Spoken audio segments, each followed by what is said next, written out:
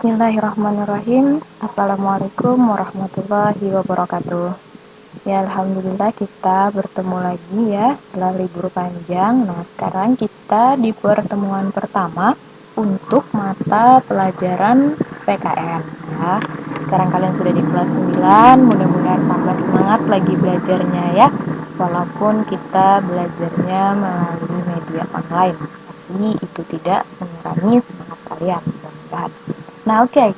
Pada hari ini tanggal 18 Juli tahun 2020 ya, kita masuk kepada materi yang pertama di bab 1 untuk mata pelajaran PKN, yaitu tentang dinamika perwujudan Pancasila sebagai dasar negara Indonesia. Nah, oke. Sebelumnya mungkin di kelas 8 kalian sudah mempelajari apa itu fungsi dari Pancasila. Nah, salah satu fungsi dari Pancasila adalah sebagai dasar negara Indonesia. Oke, Pancasila ditetapkan sebagai dasar negara Indonesia, artinya dia sebagai fondasi sebuah negara ini. Ya, seperti rumah. Kalau rumah tidak ada fondasinya, apakah bisa berdiri kokoh? Tentu tidak. Nah, sama halnya ya. Jadi jika Indonesia ini tidak ada Pancasila, maka dia tidak bisa disebut sebagai negara dan tidak bisa menjadi negara yang besar seperti saat ini. Nah, oke. Dalam menerapkan Pancasila di kehidupan berbangsa itu tidak semata-mata mudah ya. Banyak sekali menemui halangan, menemui rintangan. Nah, kita akan membahas sejarah yang suka mendengarkan cerita ya. Kita akan membahas sejarah tentang dinamika dalam menerapkan Pancasila di negara Indonesia ini.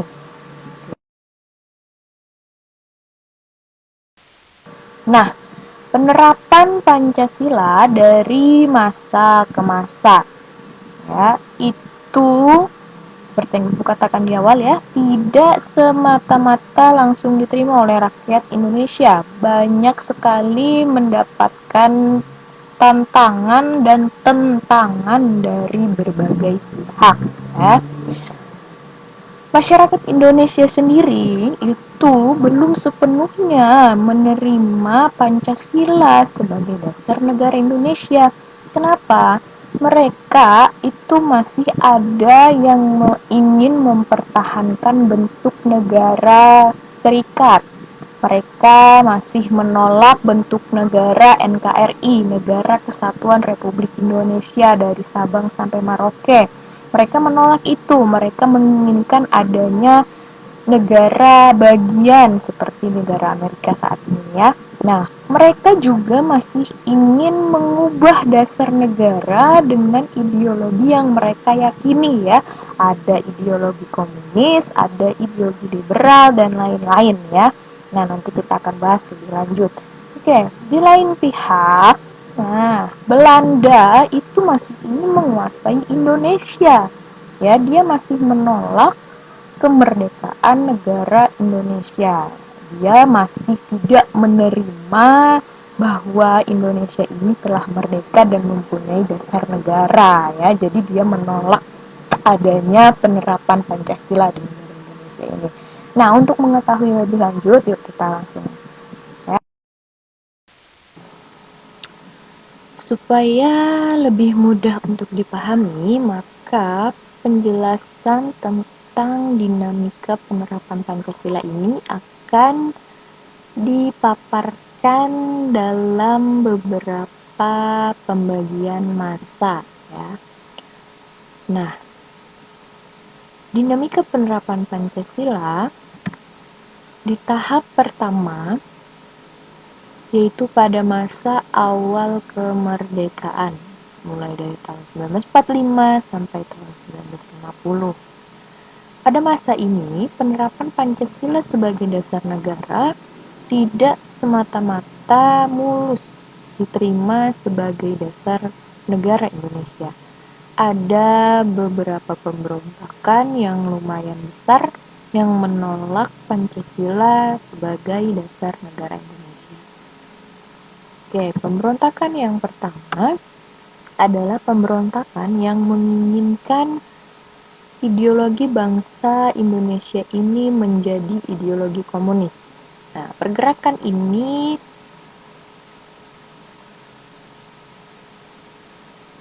dilakukan oleh penganut atau pengikut Partai Komunis Indonesia. Tokohnya atau ketuanya pada saat itu adalah Musso. Nah, ini terjadi di Kota Madiun pada tahun 1948. Ya, pemberontakan ini ditandai dengan cara mereka mengkudeta pemerintahan. Mereka ingin mengubah ideologi bangsa Indonesia Pancasila menjadi ideologi komunis. Mereka menolak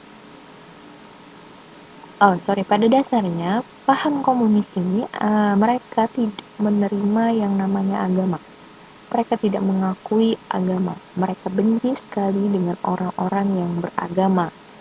Nah, oleh karena itu pada tahun 1948 di Pulau Jawa, di pondok-pondok pesantren, banyak sekali para ulama, para kiai, para santri itu dibunuh tanpa alasan yang jelas. Ya, tujuan mereka hanya satu, mereka menganut paham komunis dan mereka tidak mengakui adanya agama. Kalau mereka lihat orang-orang beragama, terutama mereka melihat para kiai, para ulama, para santri, mereka sangat membencinya dan mereka ingin membunuhnya. Oke, itu adalah contoh paham yang dianut oleh komunis. Nah, contoh lain lagi, kalau misalkan Indonesia ini menganut paham komunis, maka kita bisa melihat gambaran negara Korea Utara. Korea Utara saat ini adalah negara yang menganut paham komunis. Pemerintahnya sangat otoriter terhadap rakyatnya. Mereka tidak mendapatkan, bahkan tidak diperbolehkan secara bebas untuk mengakses internet. Jadi mereka terisolasi di negara mereka sendiri. Nah, ini semua telah diatur dan diambil alih oleh pemerintah Korea Utara. Mereka tidak ingin rakyat mereka itu mengenal negara luar, tidak ingin mengenal dunia. Yang mereka inginkan rakyat mereka itu tunduk dan patuh kepada mereka tanpa berani berbicara sedikit pun untuk mengkritik mereka. Nah, jadi ini sedikit gambaran ya jika sebuah negara menganut paham komunis berdasarkan pahaman mereka. Oke, nah di Indonesia pernah pahaman seperti ini ingin diwujudkan.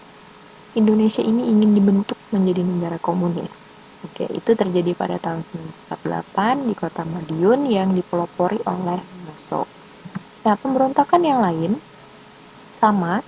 Kalau tadi mereka sangat-sangat anti dengan orang yang beragama, saat ini, nah pemberontakan ini di Jawa Barat dan Jawa Tengah pada tahun 1949 ini merupakan pemberontakan yang menginginkan negara Indonesia ini menjadi negara Islam.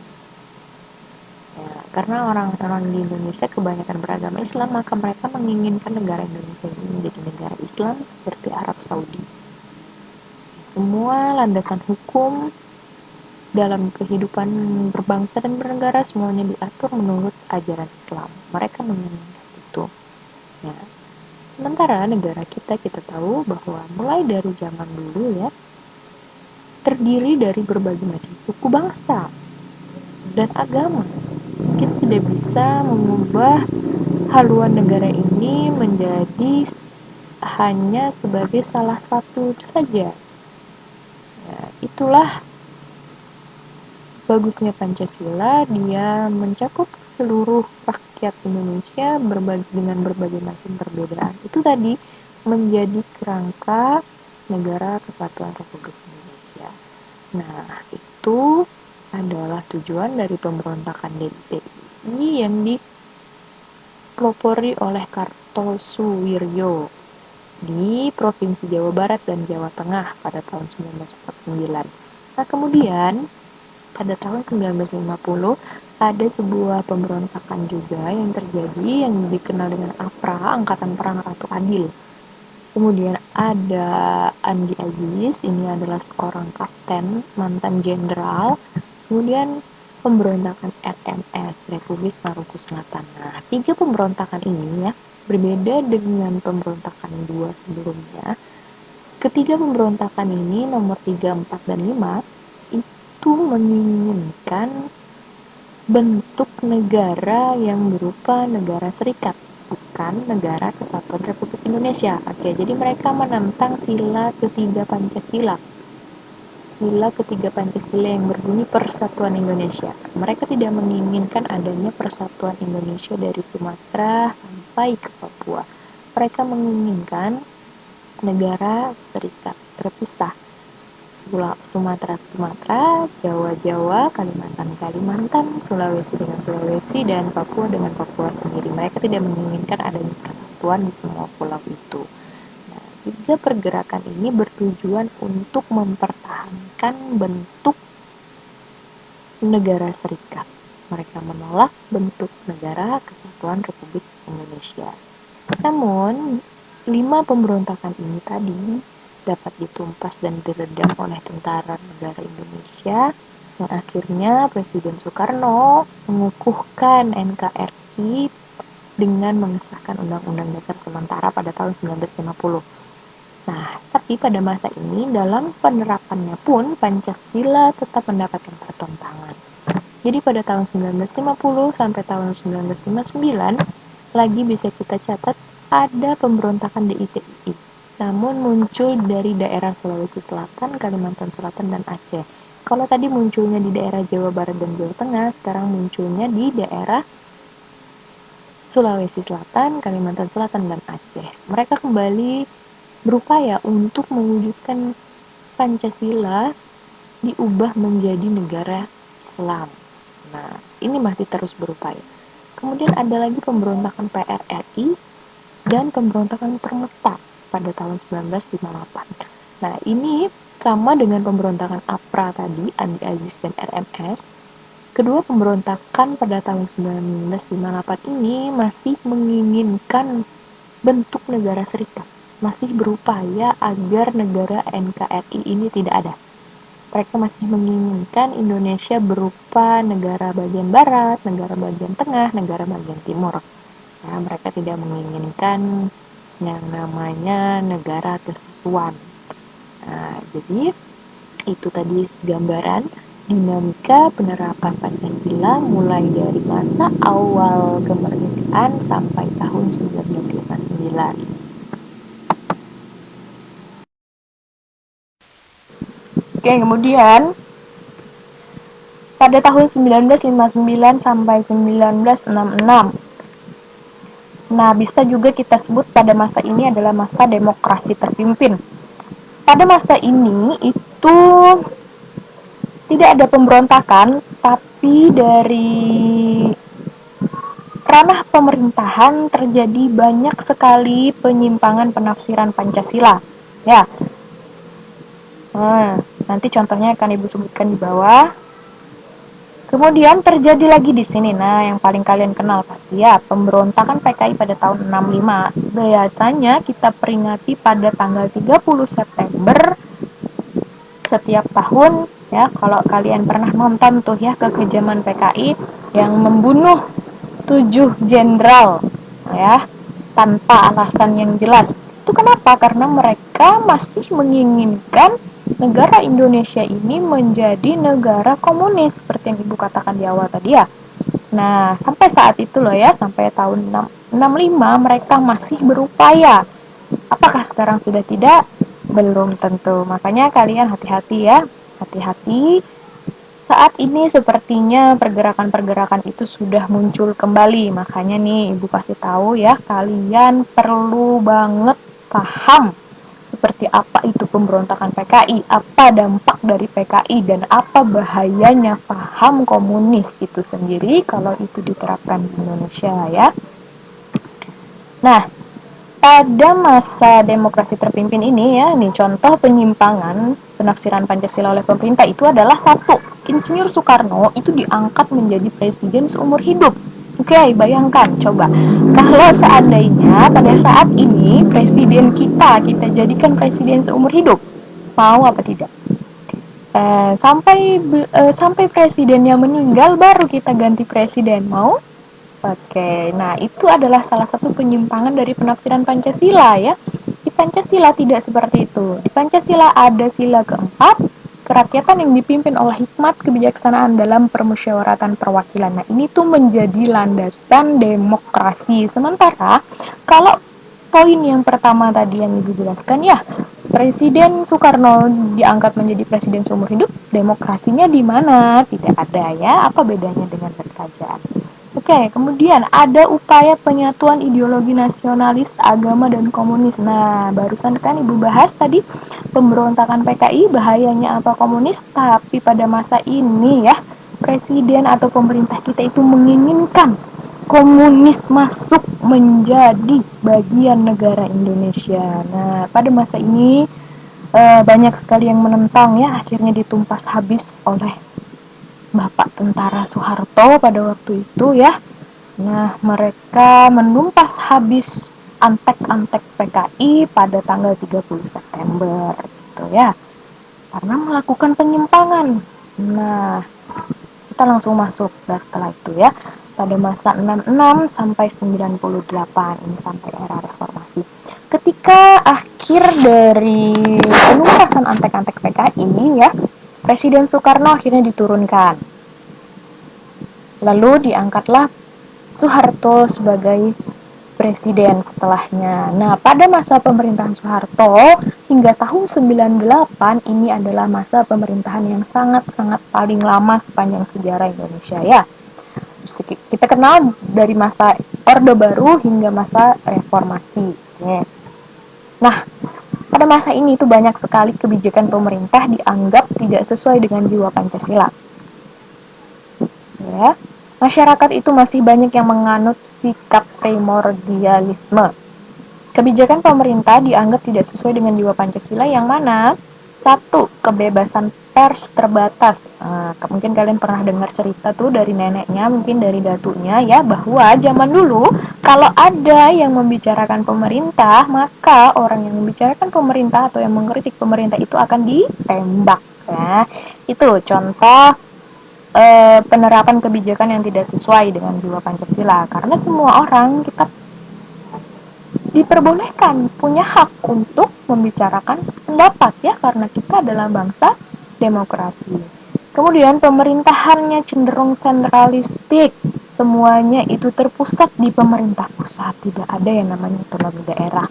Demokrasi dikekang. Nah, yang paling parah adalah maraknya KKN, korupsi, kolusi, dan nepotisme. Itu tidak bisa dihindari mulai dari masa 66 sampai tahun 98. Nah, akhirnya pada masa ini rakyat Indonesia bangkit melalui mahasiswa, akhirnya Presiden Soeharto turun. Bangkitlah kita dalam masa sekarang, yaitu era reformasi sampai sekarang. Nah, pada saat ini pun penerapan Pancasila sebagai dasar negara itu masih banyak belum sesuai ya. Kenapa? Masyarakatnya masih banyak yang menganut sikap primordialisme. Sikap primordialisme ini artinya sikap yang mengunggulkan suku, mengunggulkan bangsanya sendiri dibandingkan suku orang lain ya. Masih banyak tuh yang mengunggulkan, aku suku Jawa lebih bagus kok dari suku Banjar, aku suku Banjar lebih bagus dari suku Kutai, dan lain sebagainya. Nah, itu tidak sesuai dengan jiwa Pancasila. Karena Pancasila itu mengandung sila ketiga, persatuan Indonesia. Ya, kita semua ini satu di dalam negara Indonesia ya. Tidak ada lagi Jawa, tidak ada lagi Banjar, tidak ada suku yang lebih bagus, tapi kita semua ini merupakan warna masyarakat Indonesia. Semua punya keunggulan, semua punya kelemahan masing-masing yang tidak bisa dibanding-bandingkan satu dengan yang lainnya. Nah, gitu ya. Sedikit gambaran dinamika penerapan Pancasila dari masa ke masa ya. Mungkin setelah ini kita bisa menyimpulkan ya, dari tadi yang Ibu katakan bahwa ada upaya-upaya untuk mengubah dasar negara. Ada yang menginginkan dasar negara Indonesia ini menjadi negara komunis, ada yang menginginkan dasar negara Indonesia ini menjadi negara Islam, ada yang menginginkan negara Indonesia ini bukan dalam bentuk NKRI, tapi bentuk serikat, ingin dipisah ya. Tapi itu semua tidak bisa karena tidak cocok untuk bangsa kita. Apa satu-satunya ideologi yang cocok untuk bangsa kita sebagai dasar negara? Nah, itu adalah Pancasila ya. Kenapa komunis tidak cocok di Indonesia? Karena komunis pahamnya tidak mempercayai agama, sementara kita rakyat Indonesia mulai dari nenek moyang kita itu sudah menganut kepercayaan, percaya pada Tuhan dan memiliki agama. Tidak mungkin komunis cocok di negara Indonesia. Lalu, kenapa Indonesia tidak dijadikan negara Islam? Padahal banyak sekali rakyat Indonesia yang beragama Islam di Indonesia. Oh, tidak bisa. Kenapa? Karena kita hidup berdampingan. Kita berjuang dari awal bersama-sama, bukan hanya orang Islam saja ya, tapi semua rakyat Indonesia dari semua agama turut memperjuangkan kemerdekaan Indonesia. Kita tidak boleh mengambil hak seperti itu ya. Di dalam Pancasila pun nilai-nilai Islam itu sudah terkandung banyak sekali ya. Jadi sudah cukup Pancasila sebagai dasar negara, tidak bisa diubah dengan yang lain. Dan dalam penerapannya, mulai dari masa lalu hingga masa sekarang, kita perlu memperjuangkannya dengan sebaik-baiknya agar maksud dari para pejuang-pejuang terdahulu bisa terlaksana. Oke. Nah, sampai di sini untuk penjelasan. Sekarang kalian silahkan kerjakan soal yang sudah ada ini ya, nomor 1 sampai nomor 5 di buku tugas ya. Kemudian kalau sudah selesai silahkan difoto jawabannya lalu kirimkan melalui WA ya. Nah, jika ada yang ingin ditanyakan, silahkan japri, atau yang ingin belum dipahami ya, silahkan hubungi Ibu langsung melalui WA. Oke, sampai di sini saja pertemuan kita. Kita bertemu lagi pada minggu depan. Semoga semuanya sehat selalu. Akhir kata, Ibu akhiri, terima kasih atas perhatiannya. Assalamualaikum warahmatullahi wabarakatuh.